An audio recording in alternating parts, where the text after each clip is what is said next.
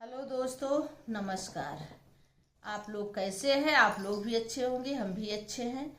इस समय आइए, इस समय विवाह शादी विवाह का माहौल चल रहा है। आइए देखिए ससुर और दामाद में कैसे नोक झोंक चल रहा है। आइए इस गाने के माध्यम से सुनते हैं कि ये गाना कैसा है और कैसे लग रहा है।